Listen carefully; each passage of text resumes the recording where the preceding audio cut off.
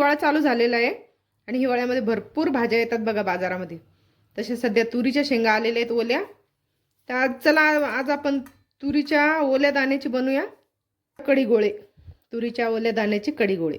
तर तुम्हाला साहित्य दाखवते मी. साहित्य बघा, ओले दाणे सोलून घेतले आपण. त्याच्यानंतर लसूण, कढीपत्ता, हिरवी मिरची आणि कोथिंबीर.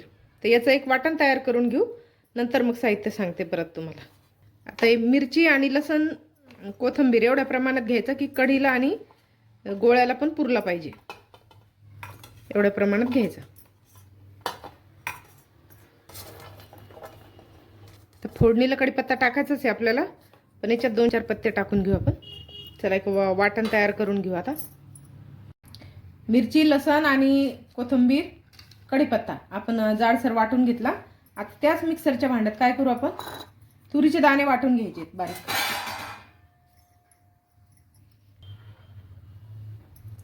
चला आता तुरीचे दाणे आपण आहे ना मिक्सरमधून वाटून घेतले बघा, बारीक वाटून घेतले. चला आता वाटण एका याच्यात काढून घेतला आपण कटोऱ्यामध्ये. आता त्याच्यात टाकू थोडासा चोळून ओवा टाकायचा आहे. त्याच्यात टाकू थोडंसं हिंग. याच्यातलं थोडंसं वाटण टाकायचं आपल्याला, बाकीचं ठेवायचं कढीच्या फोडणीला.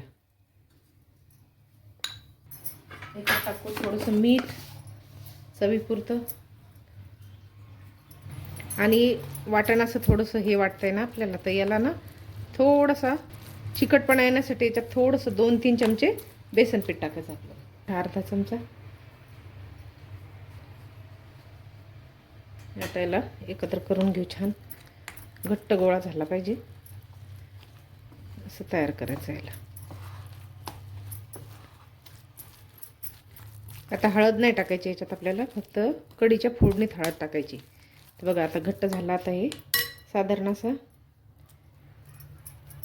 गोळा तयार झाला पाहिजे असं, जे याला आपल्याला इडली पात्रात वाफून घ्यायचं आहे.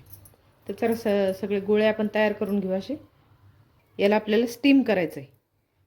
थोडंसं तेल लावून घेतलं त्याला आपण. आता इडली पात्रात ठेवून देऊ आपण असे छान. आणि मस्त एक 15 ते 20 मिनटं छान याला काय करू आपण, वाफवून घेऊ. चला हे गोळे सगळे आपण आता वाफवून घेऊ इडली पात्रामध्ये. याच्यात ठेवून घेतलं. आता चांगलं 20 ते 25 मिनटं मस्त याला आपण शिजू देऊ. जास्त वेळ नाही लागत, पण तरी 20 मिनटं ठेवू आपण. चला आपले कढी गोळे मस्त वाफून तयार आहेत बघा, छान तयार झाले. आता असे शिजलेत छान. तर चला आता पुढची तयारी करून घेऊ आपण. त्याच कटोऱ्यात दही घेतलं ज्याच्यात आपण हे मिश्रण कालवलं होतं, त्याच्यात टाकू थोडंसं बेसन पीठ कालवून घेतलेलं आहे. एकत्र करून घेऊ याला.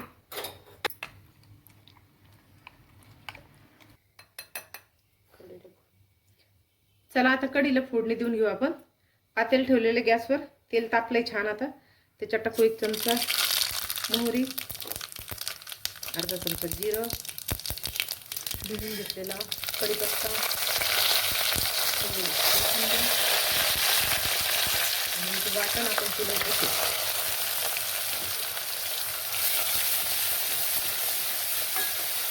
थोडंसं मस्त देऊ आपण. थोडंसं हिंग, याच्यात टाकू हळद एक अर्धा चमचा. आणि आता हे जे दह्याचं मिश्रण आपण तयार केलं होतं ना, ते टाकून देऊ याच्यात. आता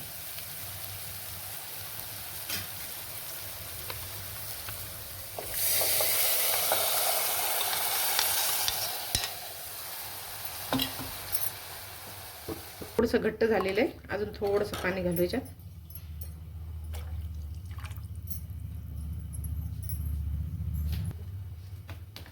चला साधारण एवढं झालं पाहिजे पातळ असं. दही छान घोटलेलं आहे आपण, त्याच्यामुळे आता छान झाले ते. चला याच्यात टाकू आता चवीपुरतं मीठ, थोडीशी साखर चवीपुरती. चला आता कढीला आहे ना एक उकळी आलेली आहे मस्त बघा. आता याच्यात ना हे गोळे टाकून घेऊ आपण सगळे.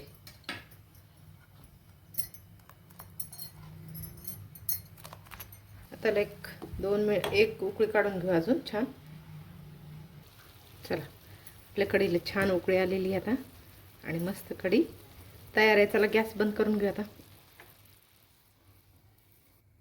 चला मग आपला गरमागरम भात आणि त्याच्यासोबत तुरीच्या ओल्या दाण्याची गोळ्यांची कढी.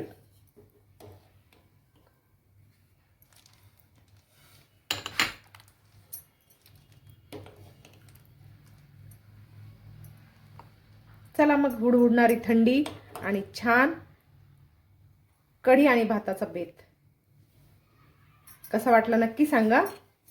थोडीशी कोथिंबीर टाकून घेऊ याच्यावर आणि थोडेसे गोळे ठेवले होते बघा मी असे, ते पण ठेवून घेऊ. असे कोरडे पण खूप छान लागतात हे.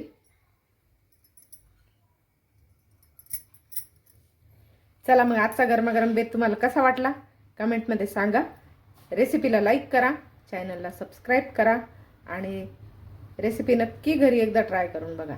कमेंटमध्ये सांगा तुम्हाला कसा वाटला आजचा बेत. भेटूया नेक्स्ट व्हिडिओमध्ये. तोपर्यंत बाय.